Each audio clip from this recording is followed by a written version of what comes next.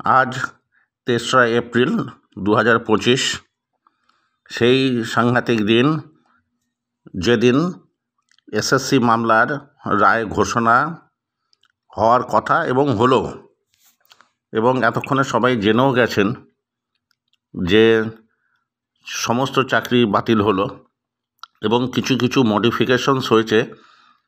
কিন্তু ক্যালকাটা হাইকোর্টের যে জাজমেন্ট ছিল, সেই জাজমেন্টটা প্রায় একইভাবে রেখে সুপ্রিম কোর্ট কিন্তু এটাকে মান্যতা দিয়ে দিয়েছে। এই ব্যাপারে আলোচনা করার জন্য অন্যতম আইনজীবী মামলাকারীদের সুদীপ্ত দাশগুপ্তর সঙ্গে যোগাযোগ করেছিলাম। তিনি আমাদের মামলার জাজমেন্ট সম্পর্কে কিছু আলোকপাত করলেন। আমরা সেটা এখনই শুনে নেব। তবে দু একটা কথা একটু বলে রাখি যে যারা একটু বেশি স্টাডি করতে চান তাদের জানাচ্ছে যে সুপ্রিম কোর্ট মামলার নম্বর হলো SLP সিভিল 9586/2024। সুপ্রিম কোর্টে মামলাটি প্রথম ওঠে 29 এপ্রিল 2024, মানে জাস্ট 1 বছর আগে। প্রথম দিকে বেঞ্চ ছিল প্রধান বিচারপতি DY চন্দ্রচূড়, বিচারপতি JB পারদিওয়ালা এবং বিচারপতি মনোজ বিশ্বের। 4 বার শুনানির পর 10 নভেম্বর 2024 সাল প্রধান বিচারপতি চন্দ্রচূড় অবসর নেন এবং দায়িত্বে আসেন বর্তমান প্রধান বিচারপতি সঞ্জীব খান্না। তার আমলে মামলাটি যথেষ্ট গতিপ্রাপ্ত হয়। 19 ডিসেম্বর প্রথম শুনানির পর আজকে 10 ফেব্রুয়ারি 2025-এর মধ্যে কিন্তু সমস্ত শুনানি শেষ হয়ে গেল। 2 মাসের কম সময়ে এই সমস্ত শুনানি প্রক্রিয়া শেষ হয় এবং জটিল মামলার রায় দিতে একটু সময় লাগবেই, এবং শুনানি শেষ হবার 51 দিনের মাথাতে আজ সেই রায়টা কিন্তু ঘোষণা হলো। কিসের বিচার হলো? প্রচুর আইনি জটিলতার ঘাত প্রতিঘাত পেরিয়ে 2016 সালে দায়ের করা বৈশাখী ভট্টাচার্যের WPA 30649/2016 মামলা হাইকোর্টের নিষ্পত্তি হয় গত 22 এপ্রিল 2022 সালে মহামান্য বিচারপতি দেবাংশু বসাক ও বিচারপতি মোহাম্মদ সব্বর রশিদের ডিভিশন বেঞ্চে। একাদিক্রমে 25টি শুনানির পর এই মামলাটির রায় ঘোষণা করে এবং তারপর এটা সুপ্রিম কোর্টে এখন রয়েছে। আজকে যার রায় ঘোষণা হলো,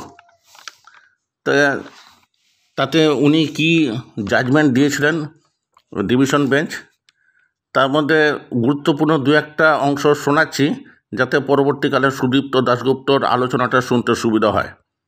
যারা প্যানেলের বাইরে ছিলেন, যারা প্যানেলের মেয়াদ উত্তীর্ণ হওয়ার পর চাকরি পেয়েছেন, যারা শূন্য OMR সিট দিয়ে চাকরি পেয়েছেন, তাদের সমস্ত বেতন সহ ভাতা বা সুযোগ সুবিধার টাকা 12% সুদ সহ ফেরত দিতে হবে, অন্যথায় জেলা শাসকের আন্ডারে কিন্তু রিকভারি অ্যাকশন হবে। এটা ছিল কলকাতা হাইকোর্টের ডিভিশন বেঞ্চের রায়। এবং আরও ছিল যে এই 3 ক্যাটেগরির চাকরি পাওয়ার সমস্ত ব্যক্তিদের বিরুদ্ধে CBI তদন্ত চালিয়ে যাবে। আরও ছিল যারা সুপার নিউমেরারি পোস্ট তৈরি করার পেছনে ছিলেন তাদের এগেনস্টে তদন্ত করা।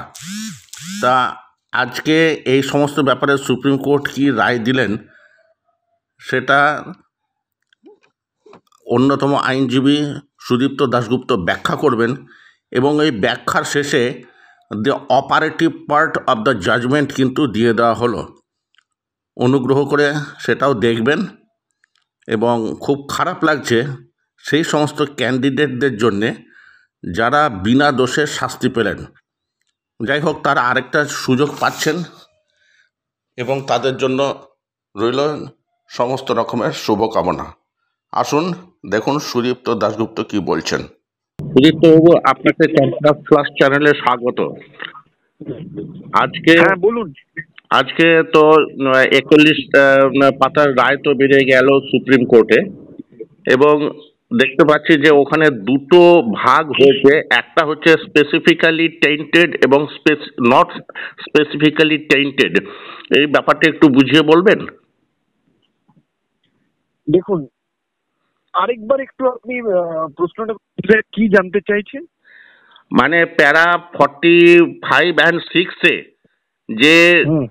বিচারপতিরা যে জাজমেন্ট দিয়েছেন তাতে দেখা যাচ্ছে যে একটা স্পেসিফিক্যালি টেইন্টেড এবং নট স্পেসিফিক্যালি টেইন্টেড এই ধরনের দুটো ভাগ করা হয়েছে, যাদের হ্যাঁ, আমি বলে দিচ্ছি।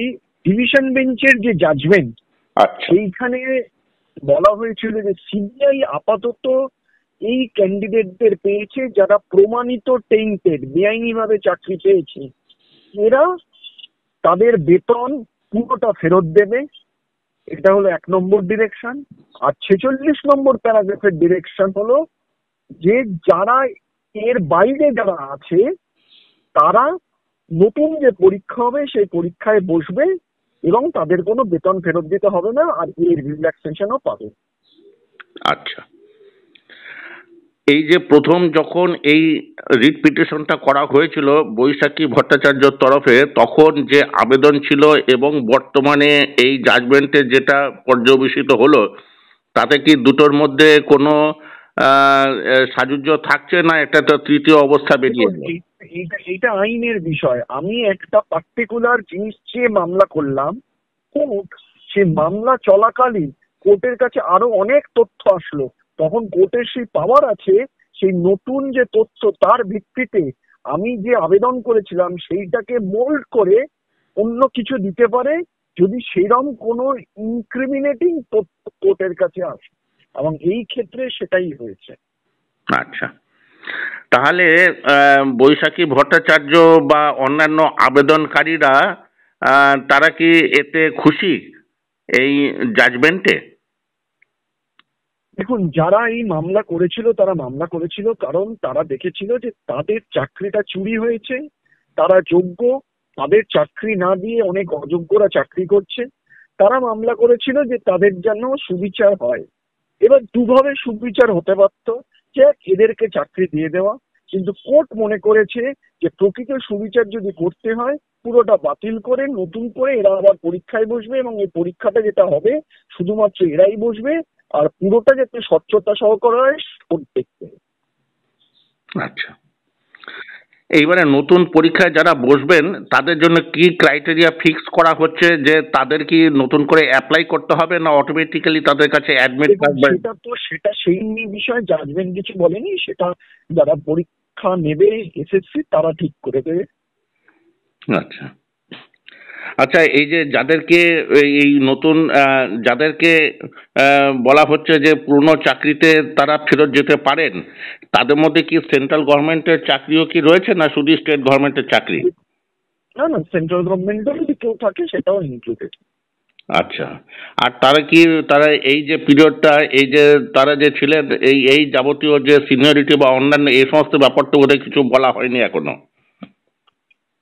পুরোটাই তারা পাবে, শুধু সিনিয়রিটি এক্সপিরিয়েন্স পুরোটাই তারা পাবে, শুধু এই কটা মাসের মাইনেটা তাদের দেওয়া হবে না।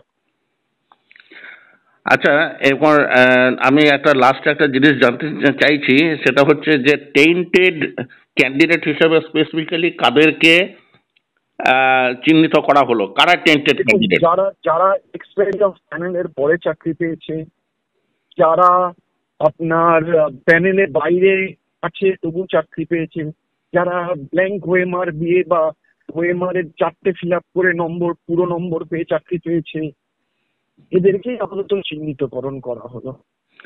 আর যে টাকা রিকভারির কথা বলা হচ্ছে, ধরুন কারো যদি সঙ্গতি না থাকে তাহলে সেক্ষেত্রে কি হবে? তাকে এরিয়ার্স অফ ল্যান্ড রেভিনিউ থেকে দিতে হবে।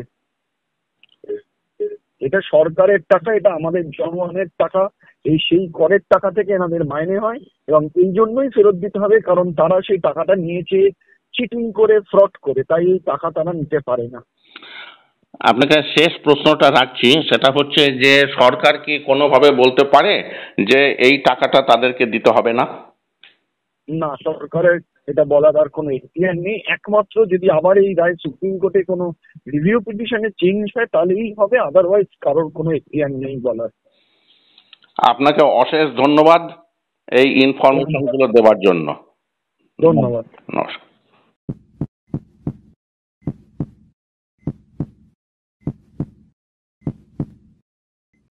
প্রথম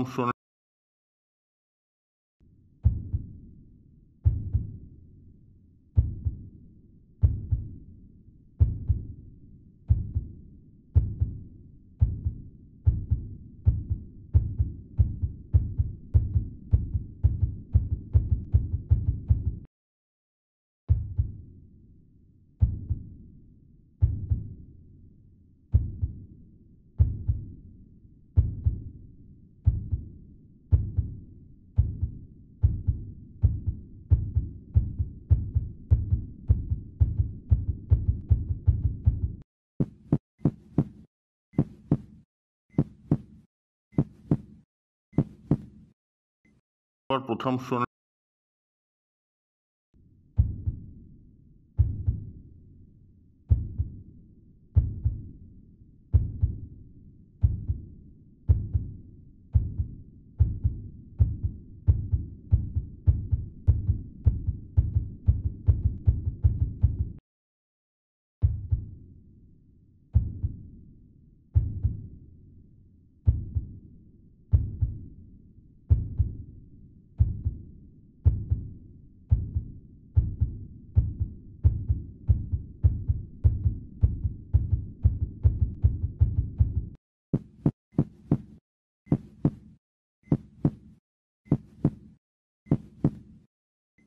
প্রথম শুনানি